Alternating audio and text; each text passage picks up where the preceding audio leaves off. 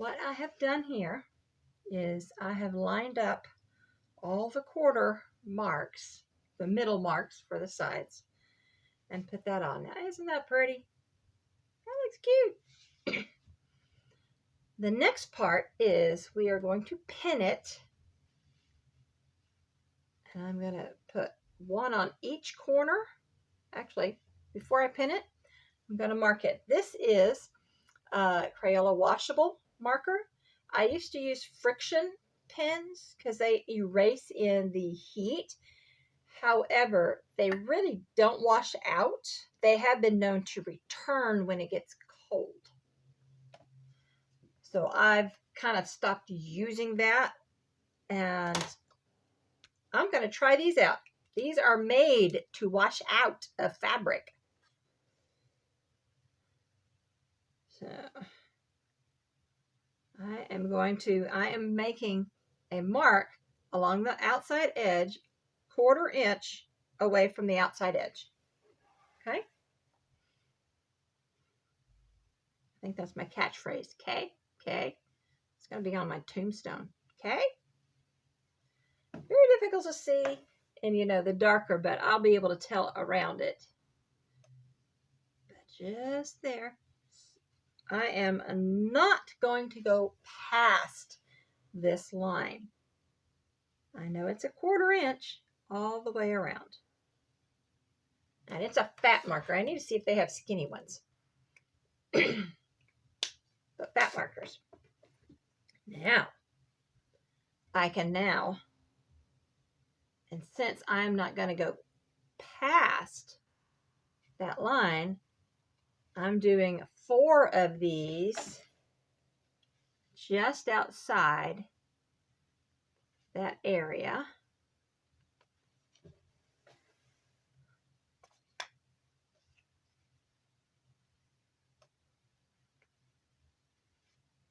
That I can get up to it.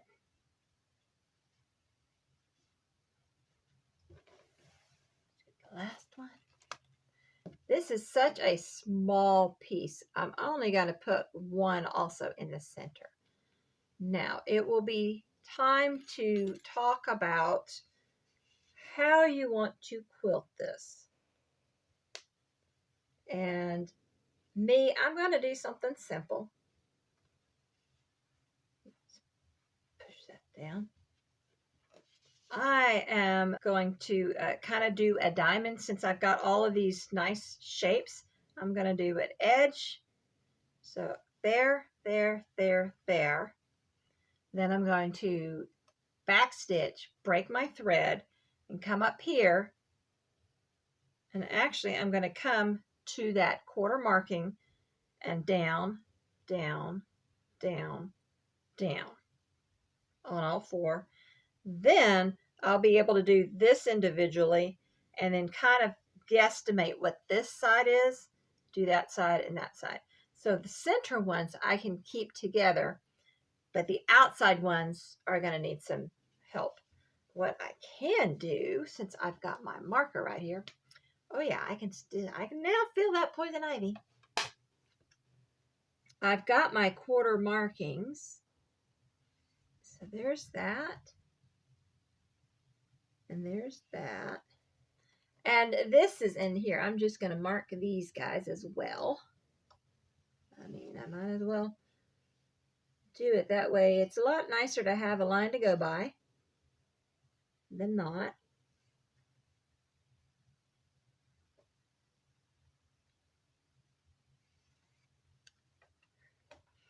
And it will be a little tighter because I've got the markings for here that are 1 1/4 inches away from the side, from each other. Actually 1.5 inches. They're equidistant and equidistance. That one might not be equidistant. I'm not really all that positive. Ooh, that one's going to be a little difficult to see. Let's make that a little darker. Let's see. What I can do is I'm going to mark that's 1 inch away from this line. Sweet. There. Let's get this here.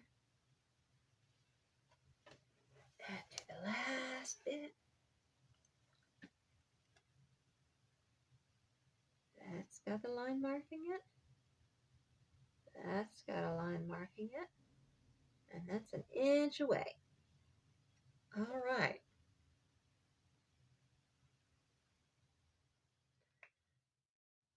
Probably choose a light color, you know, something that will show off. I've got a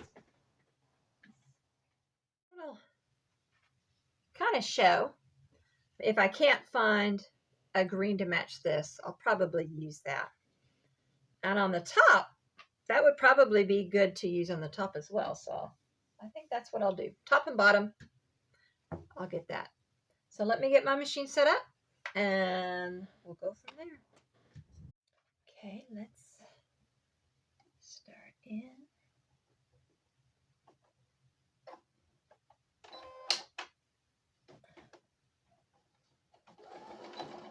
And you do want to back stitch with this because you are going to be washing them at some point. They're going to get spilled on by drinks and, you know, you're going to put food down on them and stuff like that. So you are going to want to make sure they're good and secure.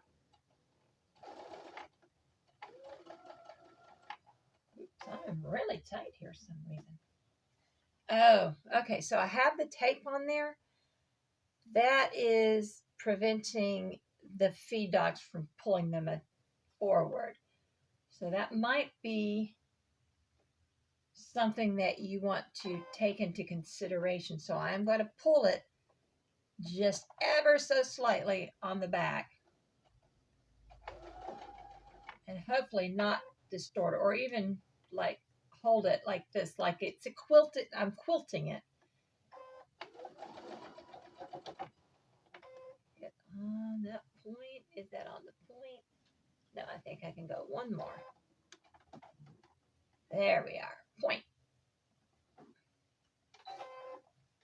Okay.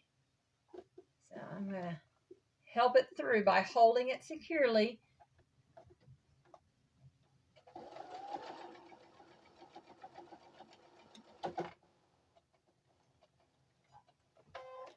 Okay. And it's got to be some tight stitches, okay? Make sure that's good. Yeah, that is good. See if I can pull this to the back while I've got access to it.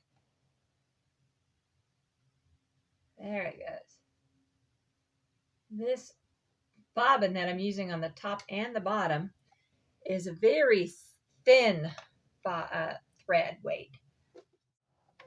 And I'm slowing down when I get to this because I'd like to make them on that point.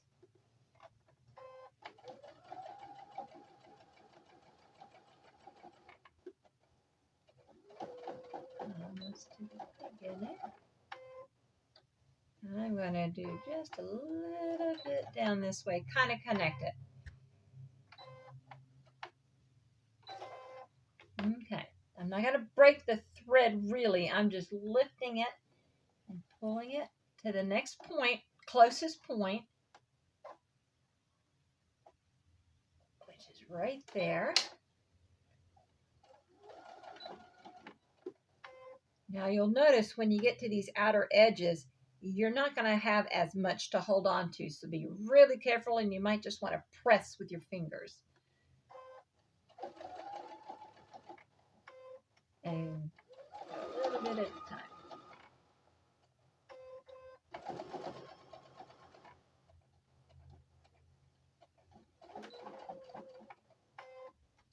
And maybe it might help to actually raise your stitch length a little too, because it's not moving as fast. So raising your stitch length might help it to be a little bit more even of a stitch. That did not cross that center, did it?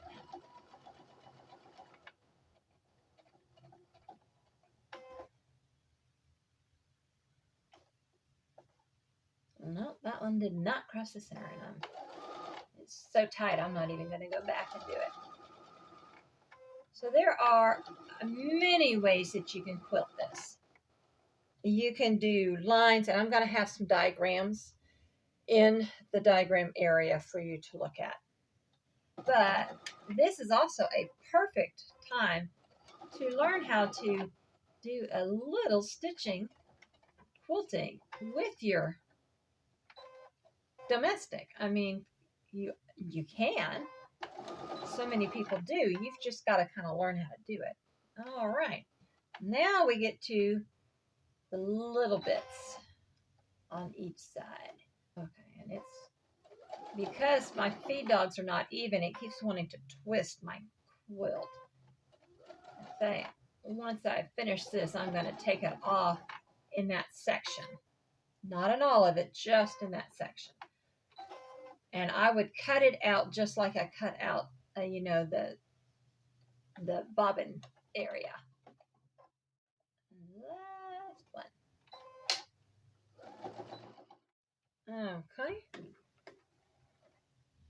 Let's pull this out. And there we go. That's very nice. Can you see that on the back? I've got a glare, so I can't really tell. I don't know if I like the light on this side. It's shining right in my face. Okay, I am going to clip these. Because I did back stitch on these guys, I don't necessarily need to keep them long. So I'm just going to very carefully, I'm not going to pull, I'm just going to lift it up. I'm not going to pull them out tight. I don't want to pull it up from the other side. Of course, I haven't actually cut the other side just yet. As long as I don't disturb the quilting, they should be all right. There shouldn't be any issues. But yeah, that provides a nice pattern.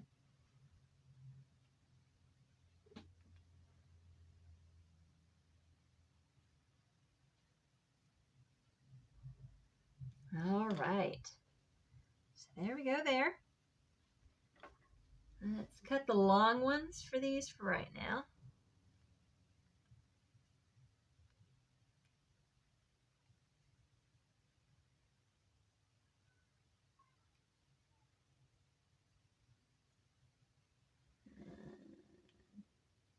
Guess since I'm here, I might as well.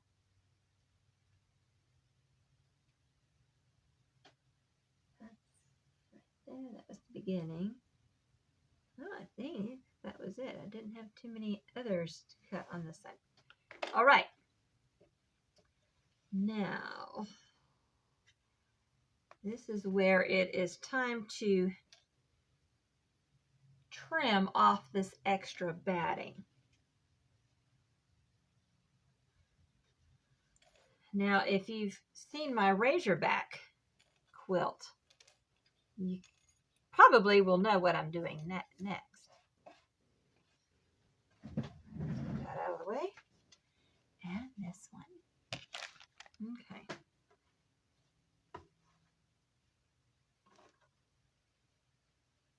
So I'm going to pull my back out of the way.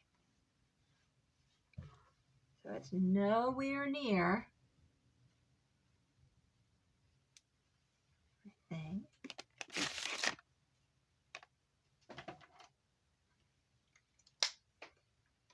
Then I am just trimming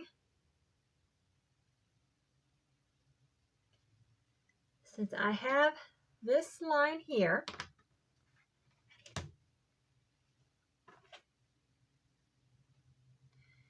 Remember, we cut the squares to the width of this ruler. So I only took off one side of it. So I'm left with a quarter off. I'm matching this half up, this ruler minus the quarter inch, and I'm making sure that one of my hash marks this side match also up with this cross line. I've got a crosshairs. Each one of these is a crosshairs. So that's my level line. And then I just cut across. I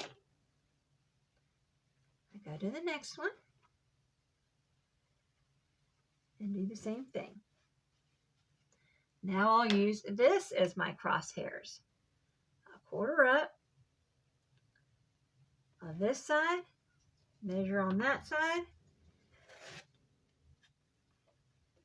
There we go.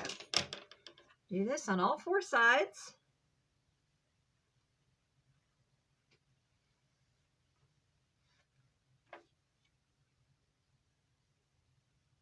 Because on all four sides, you will have a quadrant with those two measurements right there for you.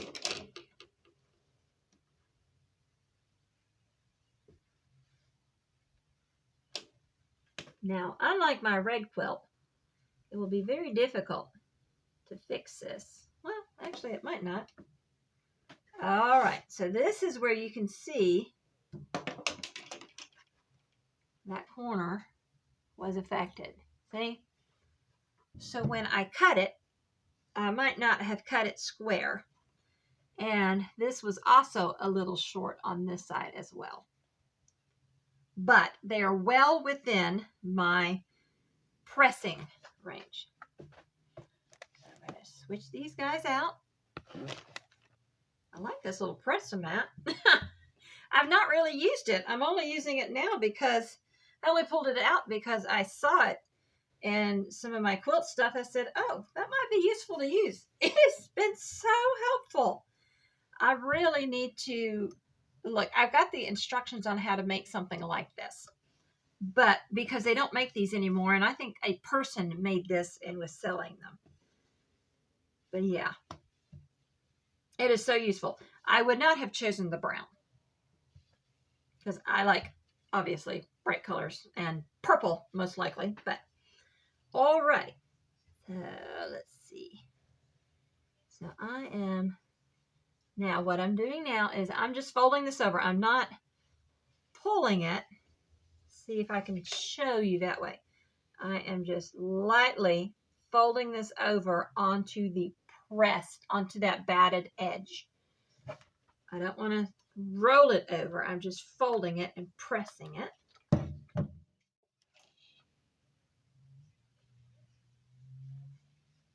Because that is going to be a good line. We have all the way around. And make sure, because these corners don't have anything holding them anymore since I took the pins out. So I'm going to be very careful not to keep them straight. Okay, last one.